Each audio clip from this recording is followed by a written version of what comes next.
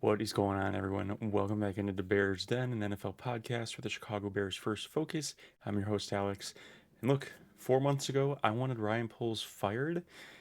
I thought that the way that he was leading and building the team was just outright silly. But since the end of the 2024 NFL season, Ryan Poles has been on nothing short of a generational run.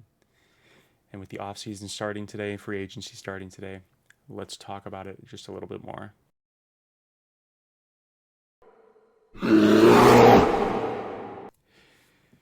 All right, guys, welcome back into the den. Good to see you. It's been a little bit. Free agency has started. I hope you have enjoyed this, time of the off season. Hope you've been doing well.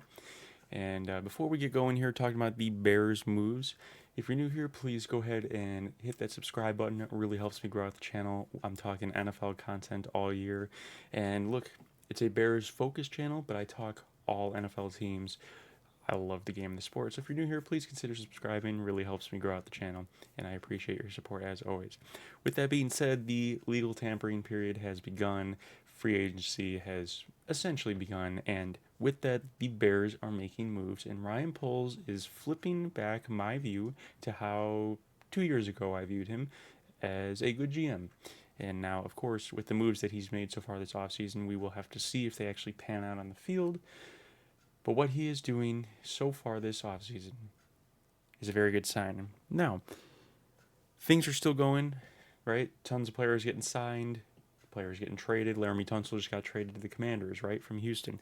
So if you see me looking down at my phone, it's because, Ian Rappaport or Adam Schefter are making tweets and someone is on the move. With that being said, let's go ahead and let's break it down who the Bears have gotten so far this offseason. Really great moves. My biggest gripe this past year was that Ryan Poles was not building the trenches. He was refusing to build the offensive and the defensive lines. And, well, we saw the result of that. Caleb Williams sacked fifth most in a season all time, and it was just really frustrating to watch, right? Really frustrating to watch your super talented, soon to be elite quarterback not being able to get to play football because the people that are supposed to be blocking for him are so terrible, right? With that being said, Jonah Jackson from the Rams, a guard, is now on the Bears. Ryan Poles traded a 2025 sixth round pick, and he put up some fantastic pass block numbers last year. Missed some time, so the injury, concern is there. It is real. But when he is on the field, he is a good guard, borderline great guard, and he is a significant upgrade over, the Nate Davis, Matt Pryor kind of circus that we had going on at right guard. And I assume that he's going to play right guard, so that will be a significant upgrade, and very, very happy with that. Up next, Joe Tooney, four-time Super Bowl champion, has blocked for Tom Brady on the Patriots, has been a Chief over the last few years. Fantastic guard, one of the best in the league. Probably a Hall of Famer, right? I mean, definitely a Hall of Famer. If you're a four-time Super Bowl champion as an offensive lineman, you're doing something right. So he's going to be a Hall of Famer. Most likely going to be our left guard, I assume. And, for a fourth-round pick, great. Fantastic. You're getting an established guy who is going to come in and offer stability at that role and be a very good run blocker and pass blocker. Over the past couple of years, what we've seen Ryan Poles do in the offseason was trade picks for potential linemen, right? Whether it was the Matt Pryor trade or the Coleman Shelton trade. These were maybe guys, and it turns out they didn't work out. But this offseason, it's Ryan Poles trading picks for established offensive linemen.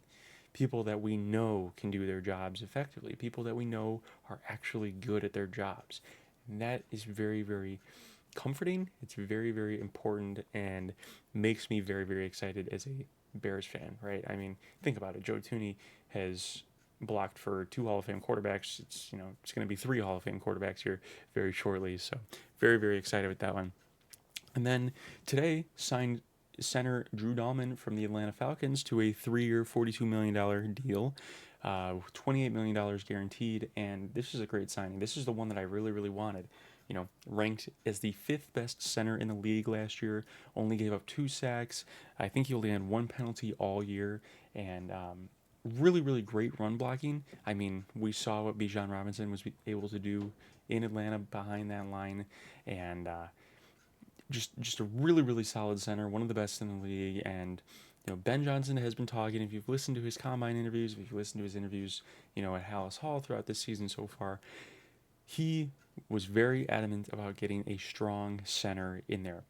I think it was perhaps Mike Florio who asked him, what is the biggest step to ensuring Caleb Williams' success in year 2? And he said getting a strong center in there who can lead, who can help point out different coverages and blitzes and things like that, and can really help communicate with Caleb and also just lead the offensive line. And so, fantastic signing.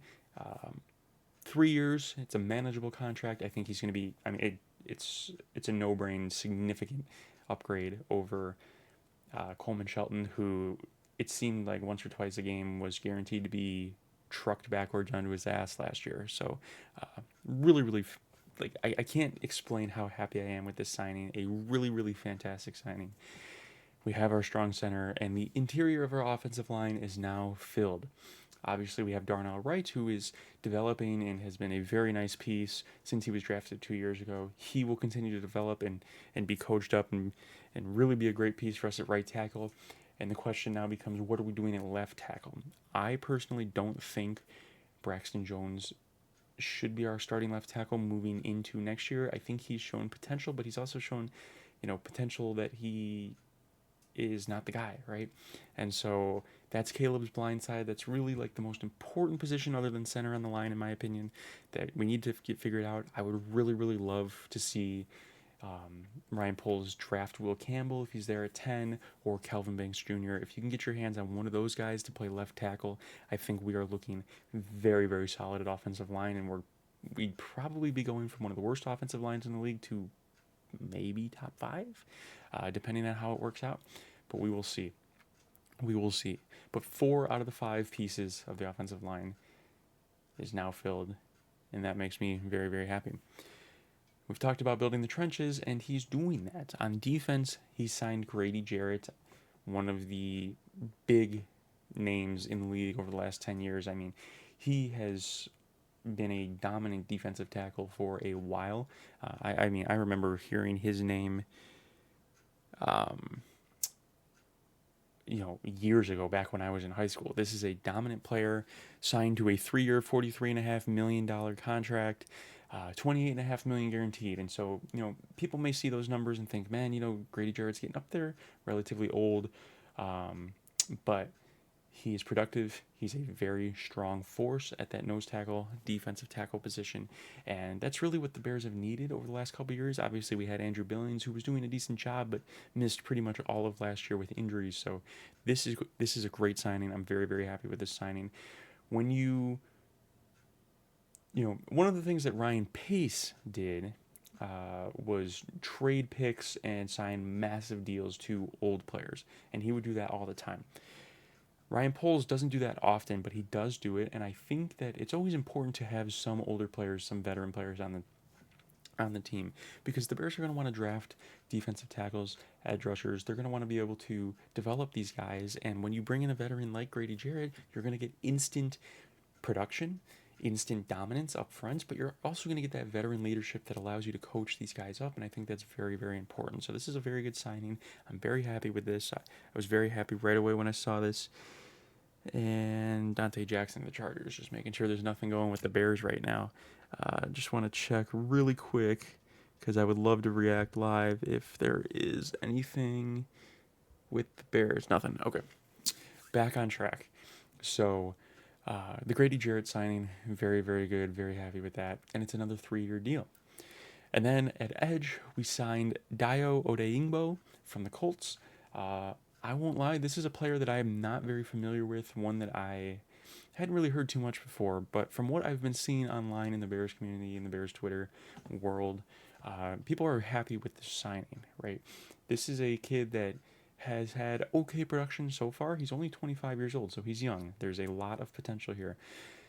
He's had some decent production. He has had a lot of force, a lot of force applied on the line. And I saw that he had 17 quarterback hits last year, which would have been second on the Bears. So that already tells me that he is going to be getting after the quarterback, which is good. Now, his contract is a 3-year, $48 million deal with $32 million guaranteed. And, some people I see online are saying that that's an overpay. Wow, what are you doing? This kid has potential, and I'm glad that Ryan Poles is taking the swing. From what it seems like, people are saying that he hasn't played his best football yet. So if that's true, this will be a big deal. We're going to get, a potential star. And if what we've seen so far is just who he is as a player, then it's probably not going to be a great contract, but we're going to have to see what happens on the field. But people are saying he's an athletic freak, that this is a peak Dennis Allen fit on defense. And so hearing those things make me excited. It always makes me excited as a fan to hear that the coaches are getting players that fit their schemes, right? Because I've watched many Bears teams where we would sign players or trade for players that are good but don't fit into our scheme at all, and then it just doesn't really work out, right? So this kid has potential. It's another 3-year deal, and if you've noticed something, the 3 contracts, the 3 free agents that have been signed today are all 3-year deals. And that is fantastic because that aligns with the clock. That aligns with the Caleb Williams deal. That aligns with the Rome Odunze rookie deal. So when it's time in 3 years after this coming season, 4 years really, 4 years from this point, to pay Caleb and Rome, these contracts will be up. And I think a lot of these deals are 2-year contracts with a 3rd-year option. So really, really good stuff from Poles. You're getting players that can come in that have potential, like Ode Ingbo. You're bringing in veterans that can help give you instant win now potential that will also help coach up other guys, and you're building the trenches. All of these moves have been on both the offensive and defensive line so far. So this is a fantastic offseason so far from Ryan Poles. He is changing the narrative. He is doing the important thing, and people are speculating with all these lines on the move. Does that mean he wants Ashton Jeanty at 10? Maybe. Would I be upset with that? No. We'll see what other moves they make first, right?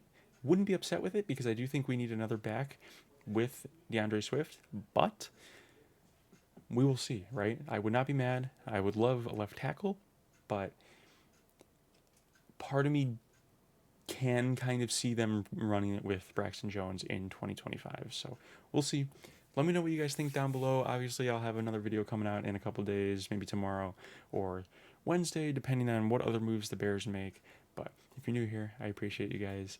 And if you're not new here, I appreciate you guys for your constant support. And if you're new, like I said, please hit that subscribe button. It really helps me grow the channel. 2025 is going to be a year of growth for the Bears, and hopefully for my channel as well. I appreciate you guys listening as always, and bear down. We'll see you in the next video. Peace.